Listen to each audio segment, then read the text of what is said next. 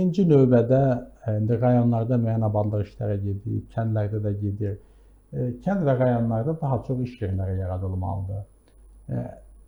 İnsanları orada saxlayan nələrsə olmalıdır. Və insan Bakıda görəcəyi xidməti orada da görməlidir.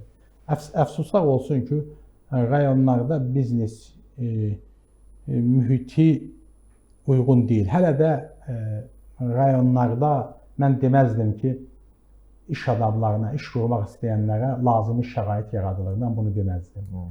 Və bu yalnız onlara da bağlı məsələ deyil. Çünki sənədləşmə, torpaq, sənədləşmə, infrastruktur, dövlət orqanlarından lazımi cavabı alma, bunların hamısı böyük bir problemdir. Çox böyük bir problemdir. Mən deməzdim ki, məmurlar o insanlara canı dildən kömək etmək yolunu tuturlar. Yəni, çünki Azərbaycanda hal-hazırda vəziyyət belədir ki, tam olaraq qanuni bir sənədli bir yer tapmaq çətindir.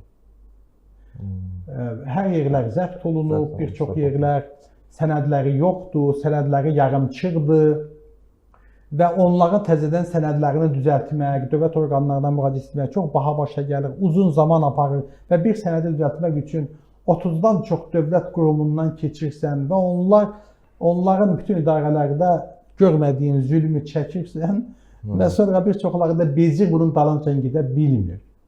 Yəni, sadələşdirmə yoxdur, çox mürəkkəbdir. Bu sahələrdə ciddi sadələşdirməyə ehtiyac var ki, insanlar canları incimədən tez bir zamanda biznesə başlaya bilsinlər. Sənədləri düz deyilsə, onların sənədlərinin düzəlməsi üçün lazımi dövlət orqanı onlara kömək eləsin, amma eləmirlər.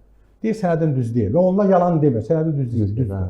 Sənədi düz deyilsə, sən buna belə kömək et. O gedir, müraciət edir, ora çox çətinliklə bir neçə ildən sonra sənədini düzəldə bilər, düzəldə bilməz və heç kim də o qədər dözməyəcək. Başqa ölkələrə gedirlər və yaxud imtina eləyirlər, heç etmək istəmirlər və yaxud qanunsuz yollarla o işi görmək istəyirlər, sonradan onu gəlib sökürlər, yaxud təzədən onun üzərinə çökürlər və ondan nələrsə umurlar, qeyri-ənənəvi yollarla kömək edirlər. Sonra başqa bir məmur gəlir, deyir ki, yox, sənədin səhvdir, sökülməlidir, dağıdılmalı ya da ki, həm də haqqımı verməlisən və s. Yəni, çox bu məsələ əcaib bir formadadır. Ona görə də birinci növbədə ölkəmizdə sənədləşmə problemi həll olunmalıdır. Sənədsiz obyektlərdən, evlərdən. Çünki ölkənin yarısı ölkənin evlərinin də sənədi yoxdur, obyektlərinin də sənədi düzgün deyil. Alan da peşmandır, satan da peşmandır. Bütün bu məsələlərin hamısı bir dəfəlik həll olunmalıdır. Çünki zamanında göz yumulub, hər tərəf zəbt olunub, qanunsuz evlər tikilib, qanunsuz obyektlər tikilib, yerlər zəbt olunub. Əvvəl belə reyestrlər də yox idi axı, yəni indi təzə yox idi və bütün bunlar və bütün bunları tez bir zamanda həll etmək lazımdır ki, o inkişaf olsun. Amma onu həll etmək olmur. Ona görə də pul qoymaq istəyən, pul yatırmaq istəyən, o da istəyir ki, məsələn 2-3 ay məsələni həll eləsin, tez bir işə başlasın. Eləyə bilmir. Eləyə bilmir, mümkün deyil.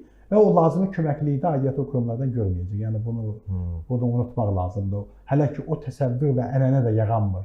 Düzdür, bizim indi elə dövlət orqanlarımız var ki, mən onlara təşəkkür edirəm. Onlar doğrudan da çox ciddi can yandırırlar. Onlar məsuliyyət hiss eləyirlər. Amma bir orqandan keçirsən, orada hər şey çox gözəldir. Çox gözəl insanlar kömək eləmək istəyirlər. O birisində ilişirsən. Güclə bitər buradan keçirsən, təzədən burada ilişirsən. Belə-belə gedirsən, çox da onların sayı. Yenə burada asan olur, o birisində yenə çətin olur. Və belə-belə aylar keçir, illər keçir və görürsən ki, hər şey yarımçıq qaldı da, bezdi, pulu da bitdi. Əsas kapital getdi, artıq işə başlamağa bir kapital qalmadı.